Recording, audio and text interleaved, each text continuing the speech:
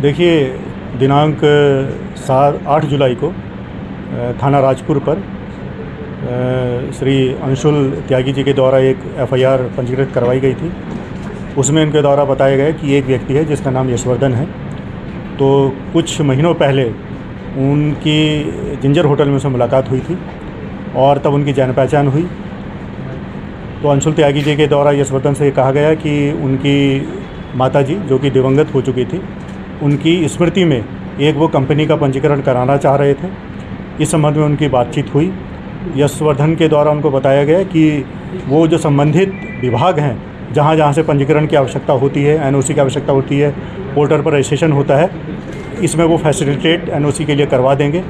इसके तहत फैसिलिटेशन के लिए और पंजीकरण जल्दी करवाने के लिए उन्होंने अपने आप को एक वरिष्ठ अधिकारी और कई एजेंसियों से जान पहचान, अपने कई आई कार्ड और कई विजिटिंग कार्ड दिखाए गए, जिससे कि अंशुल त्यागी को भरोसा हो गया कि ये बंदा मेरा काम करवा देगा। इसके एवज में इनके द्वारा यशवर्धन को जो है 15 लाख रुपए दे दिए गए। लेकिन काफ़ी समय बीत जाने के बाद भी उनके द्वारा जो दिवंगत माताजी की नाम पर कंपनी का पंजीकरण होना था वो नहीं हो पाया। और जब उनको शक हुआ कि उनके साथ धोखाधड़ी हो गई है, तो ये 8 तारीख को उनके द्वारा एफआईआर दी गई। इसमें हमारे द्वारा जो है मुकदमा पंजीकृत किया गया और इसमें आगे की विवेचना तत्काल रूप से इसमें प्रारंभ की गई। पहले इसमें मुकदमा 420 धारा में हुआ, लेकिन जैसे जैसे साक्ष्य एकत्रित की गई तो इसमें 467-68 जो कि अब नई धारा जो है 338 हो गई है, 340 दो हो गई है, उसमें मुकदमा ये पंजीकृत कर लिया गया था। इसके अलावा एक और एप्लीकेशन कल हम लोगों को जो है एक डॉक्टर साहिबा हैं जो कि कैनाल रोड की रहने वाली हैं, उनके द्वारा एक और एप्लीकेशन यशवर्धन के द्वारा धोखाधड़ी के संबंध में दी गई, जिसमें इनके द्वारा बताया गया कि वो एक पीएचडी स्कॉलर हैं और वो यशवर्धन के संपर्क में आई। उनके द्वारा ये बताया गया कि आप इतनी पढ़ी लिखी हैं, आपकी एक जॉब मैं जो रक्षा मंत्रालय है वहाँ पे डेटा साइंस कंसल्टेंट उसके पद पर मैं आपकी नियुक्ति करवा दूँगा। अपने ऊँची जान पहचान, ऊँचे ओहदों जो वरिष्ठ अधिकारी हैं उसके संबंध में इनको प्रलोभन दिया गया और डॉक्टर साहिबा से उनके द्वारा तकरीबन 4.5 लाख से ऊपर पैसे ऐंठ लिए गए। जब उनको ठगी का एहसास हुआ तो उनके द्वारा एप्लीकेशन दी गई, जिसमें हमारे द्वारा ये अभियोग पंजीकृत किया गया। इसमें भी धारा जो 318(4) हो गई हैं, 336 हो गई, 340(2) BNS ये मुकदमा पंजीकृत किया गया और तफ्तीश प्रारंभ की गई, साक्ष्य इसमें एकत्रित किए गए। इन दोनों मुकदमे में जो वांटेड अभियुक्त था उसके द्वारा एसएसपी महोदय के द्वारा इसमें टीम का गठन किया गया। सीओ डालमर साहब के नेतृत्व में एसओजी टीमों को लगाया गया। जो अभियुक्त था उनके नंबरों की जो है जांच की गई है, सीसीटीवी फुटेज की जांच की गई, आना जाना कहाँ था उस संबंध में जानकारी की गई और आज पुलिस को इसमें सफलता मिली और आज प्रातः इनको जो है CSI तिराहे जो ओल्ड मसूरी रोड है वहाँ से इनको गिरफ्तार किया गया है और इनको इनके जो कारनामे हैं, जो इनके द्वारा ये धोखाधड़ी की गई, उनसे अवगत कराया गया।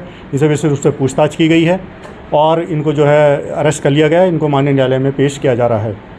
इनसे पूछताछ की गई तो पता ये चला कि एक भूतपूर्व जो रिटायर्ड वरिष्ठ अधिकारी हैं उत्तराखंड के, उनके ये बेटे हैं और तकरीबन 35 साल की उम्र है और ये पढ़ाई लिखाई में शुरू से ही दिमाग से तेज़ थे। पढ़ाई लिखाई भी इनकी काफ़ी अच्छी थी। अपना ग्रेजुएशन वगैरह करने के बाद इनके द्वारा यूपीएससी की तैयारी की गई, लेकिन कई अटैम्प्ट के बाद भी ये सफल नहीं हो पाए। और क्योंकि इनके पिताजी जो हैं एक वरिष्ठ प्रशासनिक अधिकारी रह चुके थे, तो बचपन से ही जो आना जाना था, वर्ष से मिलना जुलना था, जो एक चार्म रहता है वो इनके मन में पहले समा चुका था। तो इनकी भी इच्छा थी कि ये वरिष्ठ IPS या IAS अधिकारी बने। तैयारी इनके द्वारा की गई, लेकिन ये सफल नहीं हो पाए और शायद संभवतः फिर इनके द्वारा दिमाग में यही बात आई कि किसी तरीके से इसको पावर को मैं कैसे एंजॉय करूंगा। तो ये सब ये धोखाधड़ी के रास्ते पे ये चल पड़े।